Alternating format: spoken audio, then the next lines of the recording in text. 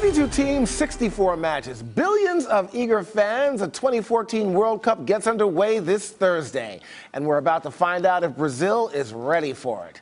The event will be held in 12 cities across the country. $63 billion were earmarked to build not only stadiums, but infrastructure. As with the Olympics, the idea is for the huge sporting event to lift up the host country's economy. But many Brazilians are not buying it. Strikes and demonstrations are continuing to cause havoc. Critics charge that so much is being spent on something for the rich to enjoy, while the poor need housing, health care, and long-term employment. So Brazil's President Dilma Rousseff is playing defense. She told reporters this week that most of the money is being spent on the cup that will go towards permanent improvements for all Brazilians. Well, another issue is the recent spate of allegations of match fixing. And for the latest on all this, we turn to Mike Bako, sports editor at dailynational.com. Mike, I got to ask, they got 1.8 million people that are going to be descending on Brazil. Is the country ready? Nope.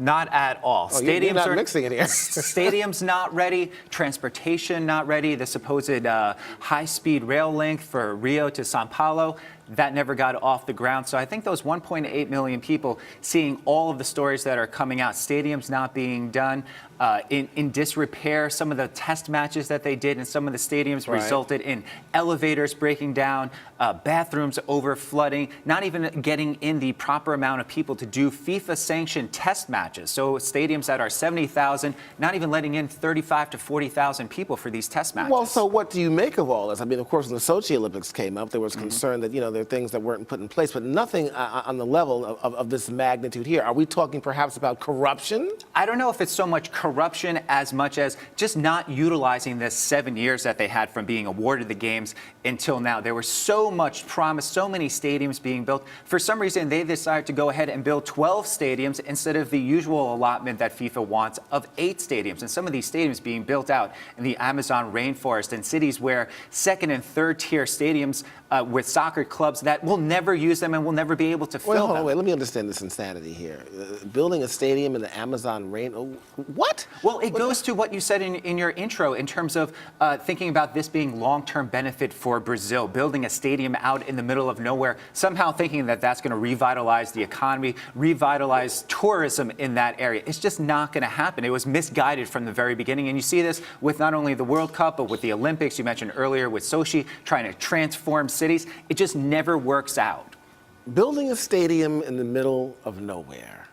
Some would consider that in the United States, like the Meadowlands Sports Complex is in the middle of nowhere, but you've got like 8 million people surrounding you, in New York City. But the Amazon rainforest, I mean, give me a break. But when you build a stadium, you know that the Jets and the Giants are going to be playing there. You know you're going to be getting major events like the Super Bowl. You know that concerts will be there. Bruce Springsteen and U2 is going to play in these stadiums.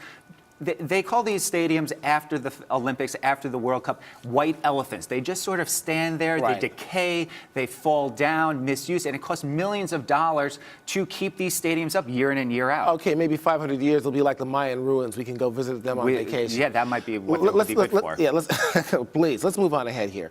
Match fixing. A big issue in a number of sports, corruption, gambling, but of course in soccer it's also a big deal. A little history here, European Football Championships, 460 potential corrupt football matches. What's going on here? I think you see how much money is involved in these matches, how much money can be made on gambling, how many matches are played all across the world, all across specific countries, that bettors get in there, and it may be a small second-tier match, but if you put enough money and get the right officials in, you can make a lot of money on it. 2010, a lot of these matches were fixed in the lead up to the World Cup so teams can get qualifying, can make it to a venue where you can make millions of more dollars. Okay, because money always precedes everything else, even including national pride. We've got less than 30 seconds left here. With national pride on the line and you have teams representing various countries, they'll take the money over the pride. I think they'll take the money over the pride, and I think that whatever money you can make winning the World Cup will probably be trumped by the pressure from gamblers, from some of these gambling syndicates and underworld forces. So that's what you need to watch out for. Mike, this is certainly not a good news for a Sunday, for sure. No, absolutely not. Mike, thank you for all your insight. Thank you. Appreciate it.